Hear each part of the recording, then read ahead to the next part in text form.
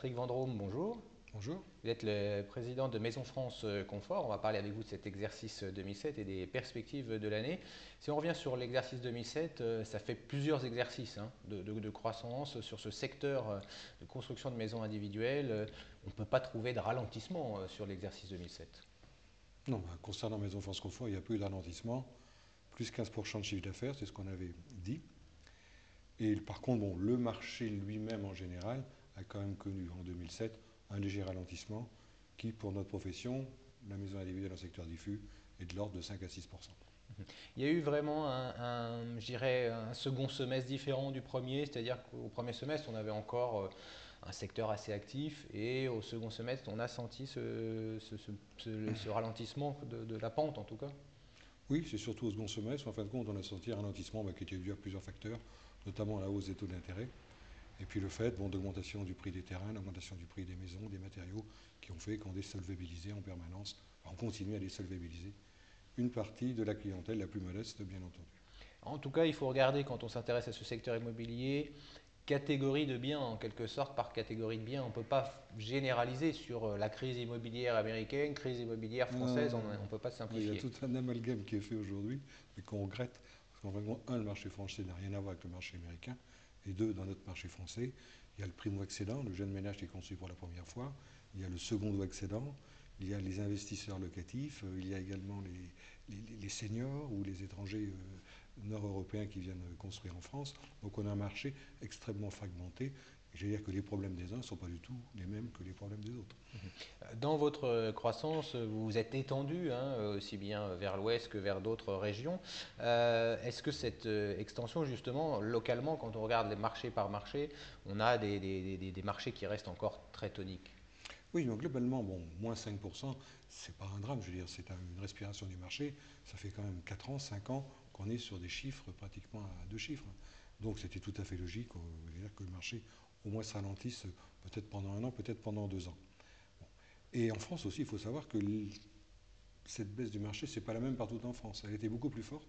Je veux dire, dans les régions qui ont eu une forte croissance ces dernières années, et elle est pratiquement nulle, donc on travaille même mieux dans certaines régions, mais c'était les régions qui avaient connu une progression moins importante ces dernières années. En termes de construction, on se pose souvent la question de savoir est-ce qu'on n'a pas trop construit et on pense plutôt au neuf, à l'immobilier neuf. Dans votre secteur, on en voit beaucoup aujourd'hui quand on circule en France, on voit du secteur diffus, donc on voit ces maisons neuves, on a l'impression que ça n'arrête pas.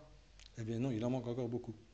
Alors, des maisons et des appartements, enfin, il manque en gros 1 300 000 logements en France aujourd'hui. Et comme on est dans une tendance où on aura de plus en plus de ménages en France, parce qu'on vivra plus longtemps, parce qu'également on divorcera plus souvent, bon, ce qui fait qu'on est certain d'avoir devant nous un marché qui va obligatoirement être porteur sur le court et sur le long terme. Et à ça s'ajoute, je répète, le déficit de logement d'aujourd'hui. En termes de prix de maison, qu'est-ce que vous pouvez faire? Vous mettez Mhm. notamment en avant des nouveaux produits, ce que vous appelez la maison performance notamment.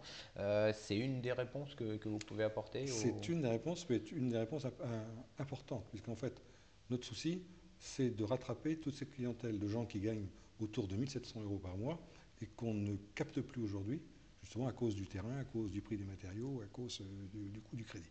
Donc ce qu'on voudrait, c'est retrouver cette clientèle, et pour ça, on a développé un produit industrialisé, très bien isolé en plus, donc il coûte 15% de moins qu'une maison traditionnelle, il économise 30% d'énergie, et il est construit en 2 fois moins de temps qu'une maison traditionnelle. Donc ça s'appelle Maison Performance.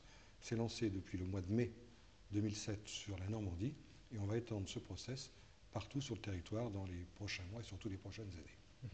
Alors, vous vous définissez souvent comme un consolidateur, vous n'êtes pas le premier aujourd'hui, mais Non, voilà, mais vous avez fait beaucoup d'acquisitions. hmm. Ça va continuer en 2008? Oui, on continuera. On a fait aujourd'hui 13 acquisitions qui représentent pratiquement la moitié de notre chiffre d'affaires.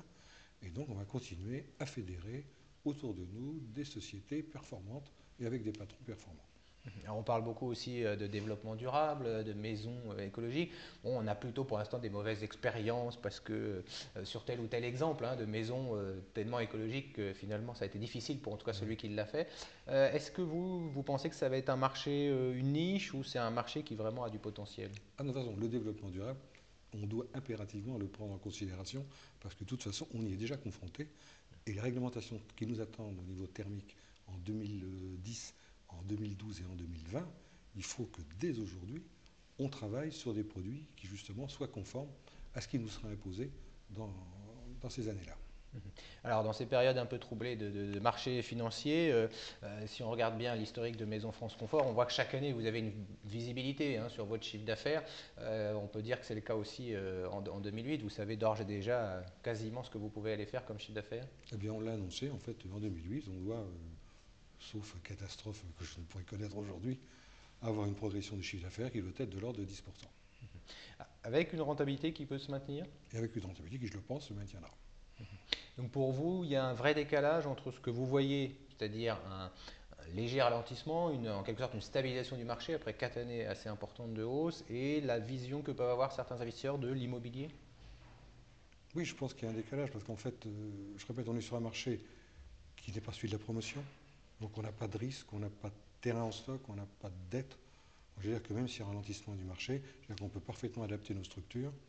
On a un coût de structure, de coût variable de notre structure, c'est 83%. Donc en fait, on a 10% de frais fixes. Et en plus, on a 18 mois de visibilité. Donc ce qui nous permettrait d'agir sur ces frais fixes, on aurait 18 mois pour le faire. Alors parmi les innovations, alors on ne sait pas si c'est une innovation, mais en tout cas les prix des maisons, hein, la maison à 15 euros par jour, ça a été un lancement auquel vous avez Oui, participé. complètement. Alors on se souvient de la maison dite Borloo, il y en a eu quelques-unes de Oui. construites en France. Pourquoi ce deuxième essai en quelque sorte, 15 euros par jour est potentiellement plus réalisable? Sachant, c'est complètement différent. Enfin, le principe est le même. On part d'une maison qui vaut à peu près de 100 000 euros, c'est le prix de la maison. Sauf que dans le dispositif Borloo, le terrain devait être porté par la collectivité, souvent la ville ou la commune dans laquelle le client voulait habiter. Et ça, c'était pas facile de trouver des maires qui allaient geler pendant 20 ans ou 25 ans un terrain. Dans la maison pour 15 euros par jour, la grosse différence, c'est que le terrain, qui sera donc acheté au bout de 20 ans ou 25 ans par le particulier, sera porté par la caisse de dépôt et sera financé par le 1% logement. Donc en fin de compte, c'est un produit qui va marcher et qui permettra à des jeunes couples qui gagnent aujourd'hui pratiquement 1500 ou 1600 euros par mois de pouvoir construire une maison sur un terrain qu'ils paieront certes en 2 temps, et tout ça pour une mensualité qui sera inférieure à 450 euros par mois. Un mot de conclusion, on parlait de l'exercice 2007. Le début 2008, il reste sur quelle tendance? Qu'est-ce que vous en voyez, vous? Début 2008, bon, on tend toujours le dos en début d'exercice. Bon, on est, j'allais dire, dans le trend de 2007. Donc je pense que le marché soit restera équivalent à 2007, soit éventuellement sera 5% inférieur à 2007. En ce qui nous concerne, sur les 2 premiers mois de l'année, je dis que ces chiffres aujourd'hui, janvier et février, on est sur des prises de commandes qui sont quand même de plus 10% sur 2 mois, et à périmètre constant, plus 5%, c'est quand même, je pense, déjà un excellent résultat. Merci Patrick Vendôme d'avoir été avec nous. Je rappelle que vous êtes le président de Maison France Confort. Merci.